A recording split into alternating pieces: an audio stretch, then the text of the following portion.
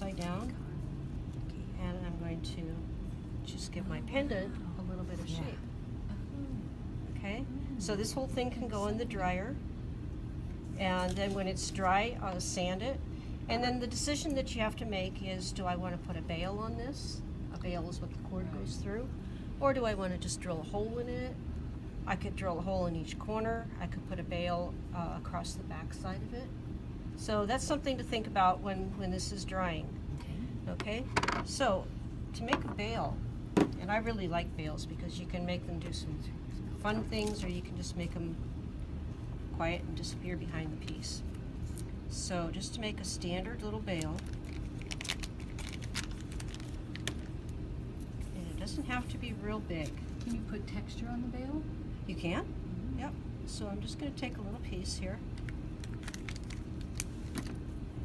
And, okay, so if I'm going to texture it, I'm going to go back to my 4 card.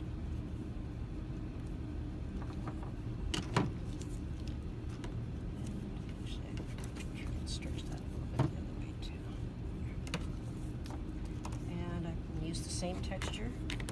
Remember, badger on the clay. Once you've put badger on this, if you don't use it, you know, a whole bunch, you can.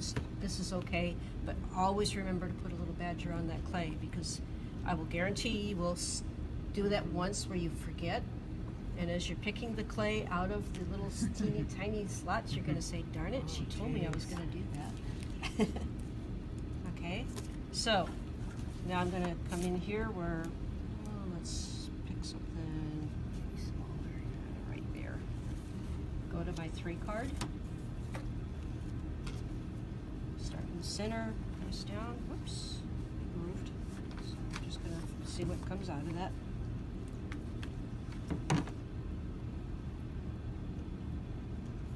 It's not bad, but it's just tiny, so it's all right. Okay. Then I'm going to take, and there's a couple of these up there, straight edge, and depending on how big your piece is, you can make the bail, you know, wider or narrower.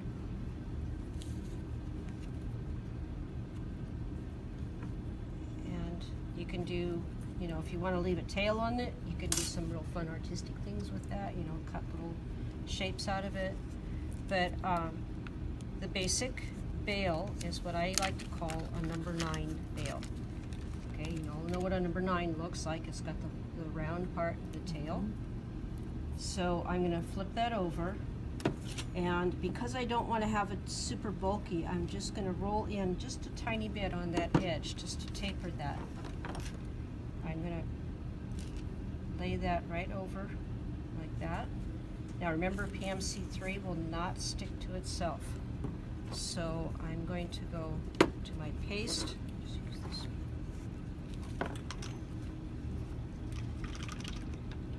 Okay, so whenever you've gotten your brush into your water, always do this first, because you see how much water comes off of that? Okay. You don't want all that on your piece. And I'm just going to moisten where that contact's going to be. And I'm going to take a whole lot of paste. That's a lot of paste right there. Okay, do you think some people will just want to go like that? No. I want to make sure that this is going to stay close. So I'm going to put a pretty good bunch of it there. Roll that down. And you see how it's squishing out there? Mm-hmm. That's what I want to see whenever you're making a connection. Like you said, you were talking about cutting out a piece and putting it together. Mm-hmm. When you put those two together, I want to see that paste squish out, because otherwise you don't know that you've got enough underneath there. And all I have to do is just wipe that off, and it's nice and clean again. It doesn't look bulky or anything. So I can leave the tail like that if I wanted to, or I could cut it off. I'm going to just nip this one off a little bit first.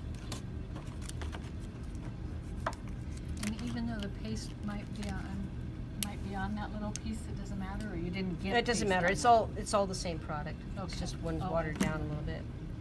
Now, what I can do with this is, I'm just going to pick this up for a minute.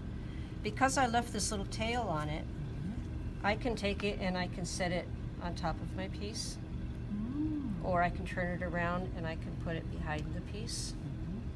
You know, so it kind of gives you some options. It gives you a good, strong contact point because you've got a lot of surface there. Now, with the texture there, you're gonna not see the texture except for what's on the round, but if you do it this way, the texture's gonna carry to the back. And because that's a strong edge there, I might take my knife, and because I've got little lines there, I could just kind of fade that into my piece a little bit.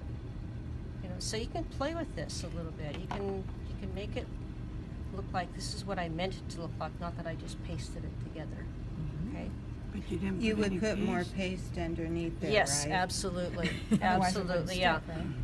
But the reason I didn't is because I like to keep my pieces Yeah. separate, Oh. dry them separately, then Oh. I can completely sand this piece, I can sand this piece, and then when I put them together, they are done. And I did you fire them. Torch them together? Pardon me? Do you torch them to get them together or fire? No, Oh, you're drying, when I this get piece it. is dry and this piece is dry, okay, then Okay. I'm sanding them and finishing them. Then I can take my paste, I can moisten both contact Okay. points and paste them together, let that dry again, and it's ready to go. And do you have to let it dry like for 7 or 5 minutes again, or how long? Not usually, because both of these pieces are already dry, and that paste in there is not really going to be that huge amount. Okay.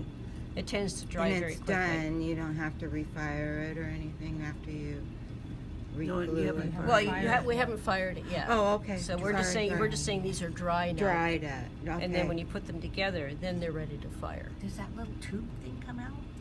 When it's dry, Oh, wait. Mhm. yeah, you don't want to fire the plastic in there, but you want to keep it in there until the piece is dry, so Dry. it holds that shape. Okay. Okay? All right, so for earrings, we're just going to use that little